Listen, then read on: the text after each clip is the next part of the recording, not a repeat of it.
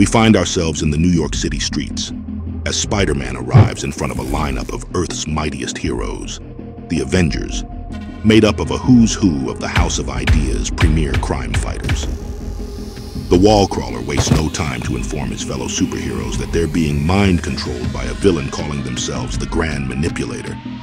But there's no need to worry. As it happens, Spider-Man has gotten hold of a gadget, the Resequencer, capable of freeing his friends. All Peter Parker needs to do is get help from his friend at the nearby university to set up the Resequencer to get things back to normal. However, the Avengers beg to differ, as Captain America accuses the web slinger that if there's anyone being mind-controlled here, it's him.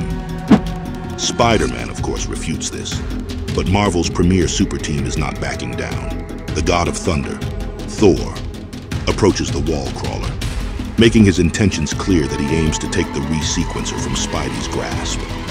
To the friendly neighborhood web-slinger's credit, he knows that things are about to get more contentious from here.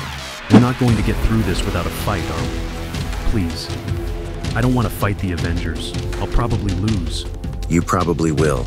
But Spider-Man is daring, if nothing else. So, he accepts the fact that he has to face the Avengers by himself, as he shoots up one of his trademark webs to start this tussle with the Avengers. At that moment, Captain America calls for Iron Man to intercept Spider-Man, but the wall crawler easily incapacitates the armor-clad billionaire by shorting his circuits. Captain America and Black Panther give chase, and the King of Wakanda knows that Spider-Man will not be an easy threat to take down. Meanwhile, Spidey has found himself running in the middle of a busy road when out of nowhere, She-Hulk tries to knock him out with a single punch. But the wall crawler's enhanced senses kick in at that moment to allow him to vault over the Jade Giantess and avoid a direct hit. In no way is he out of the woods, though, as Captain Marvel grabs Spider-Man by the throat in midair. But old Webhead has made plans for this, so he pops a red and blue pill inside Ms. Danvers' open mouth, which explodes in a small cloud of webbing that stops her in her tracks as Spidey swings away to continue his journey.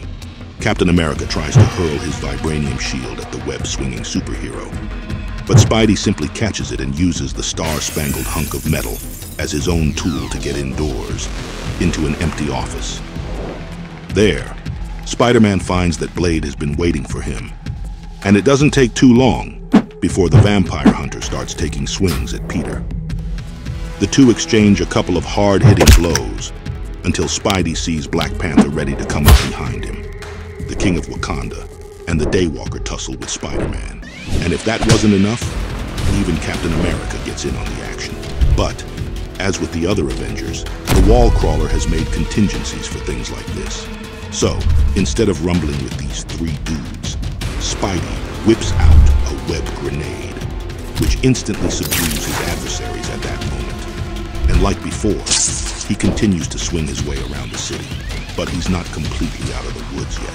Thor swoops in and catches the friendly neighborhood Spider-Man by the collar, knowing that engaging with the literal God of Thunder could be a death wish. Peter simply slides out of his costume to get away from the hammer-wielding superhero. She-Hulk, Captain Marvel, and Iron Man continue their search for the wall crawler until the armored Avenger spots him in the middle of the streets. And at that moment, the wall crawler suspiciously gives up the chase and hands over the Resequencer to his so-called friends. You surrendered this with suspicious ease. Did I? He switched it. Where's the real Resequencer, Spider-Man? Sorry, guys. I knew you'd stop me. And it's here that Spider-Man reveals that he has managed to deliver the gadget to his friend, Dr. Crassus, earlier while they were busy chasing him. The Avengers and Spider-Man rush to the university lab to find that Dr. Crassus has used the Resequencer. But curiously enough, nothing has changed for neither the Avengers nor Spider-Man. It's at this moment that Iron Man susses out the truth, that they were all being manipulated, as he shows Spider-Man two different videos containing the same timestamp. In one of them, it was Spidey who was being mind-controlled. In the other, the Avengers. The wall crawler wonders how this happened, and Dr. Crassus, the same doctor who told Peter he would help him, finally reveals his hand that he is the grand manipulator pulling the superhero's strings all along. The mad supervillain explains that he purposefully created two branches of reality to keep Spider-Man and the Avengers distracted, while he acquired the resequencer to reshape reality according to his will. At that moment, the grand manipulator activates the resequencer, but he notices that something's wrong.